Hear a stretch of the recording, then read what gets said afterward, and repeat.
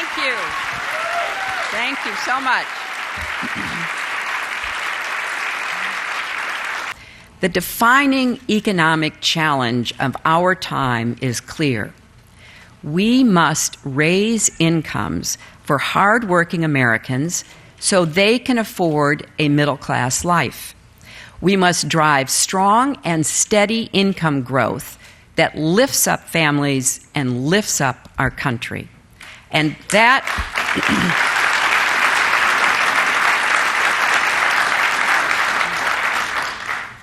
will be my mission from the first day I'm president to the last.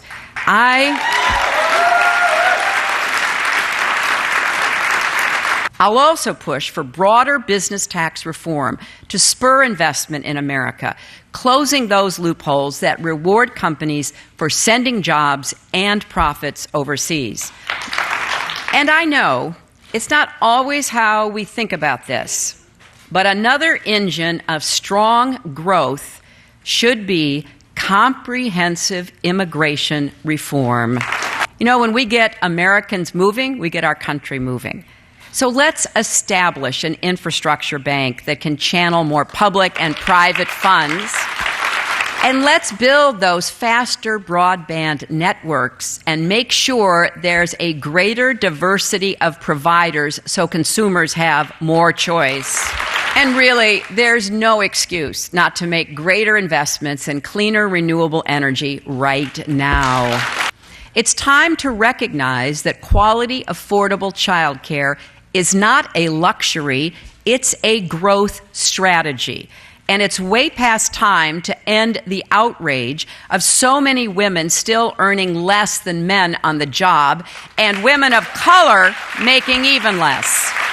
Fair pay and fair scheduling, paid family leave, and earned sick days, child care are essential to our competitiveness and our growth. And we can do this in a way that doesn't impose unfair burdens on businesses, especially small businesses. As president, I'll fight to put families first, just like I have my entire career.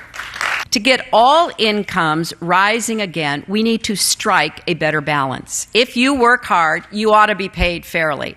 So we do have to raise the minimum wage and implement President Obama's new rules on overtime. And then we have to go further. I'll crack down on bosses who exploit employees by misclassifying them as contractors or even steal their wages. I'll protect the Affordable Care Act and build on it to lower out-of-pocket health care costs. We need new ideas as well. And one that I believe in and will fight for is profit sharing. Hardworking Americans deserve to benefit from the record corporate earnings they help produce. So I will propose ways to encourage companies to share profits with their employees. First, hardworking families need and deserve tax relief and simplification.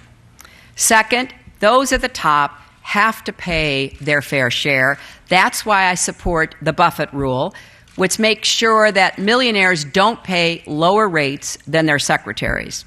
I've also called for closing the carried interest loophole, which lets wealthy financiers pay an artificially low rate.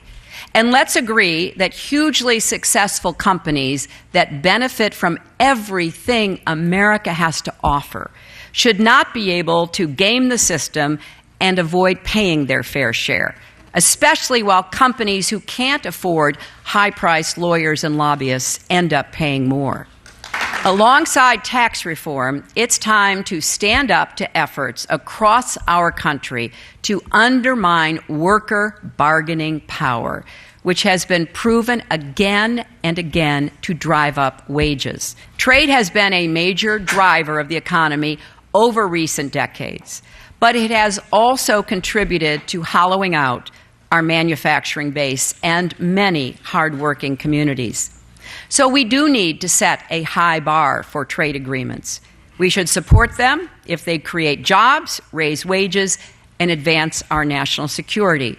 And we should be prepared to walk away if they don't.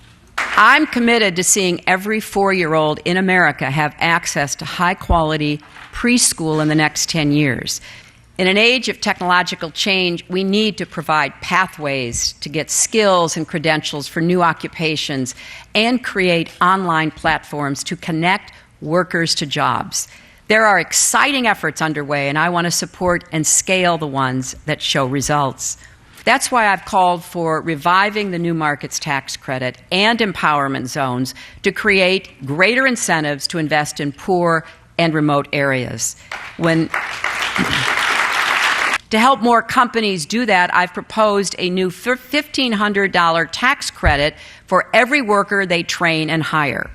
And I will soon be proposing a new plan to reform capital gains taxes to reward longer-term investments that create jobs more than just quick trades.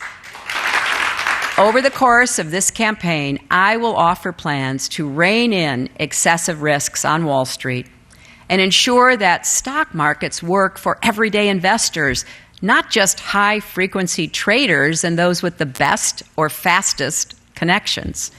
I will appoint and empower regulators who understand that too big to fail is still too big a problem. We'll ensure that no firm is too complex to manage or oversee, and we will prosecute individuals as well as firms when they commit fraud or other criminal wrongdoing.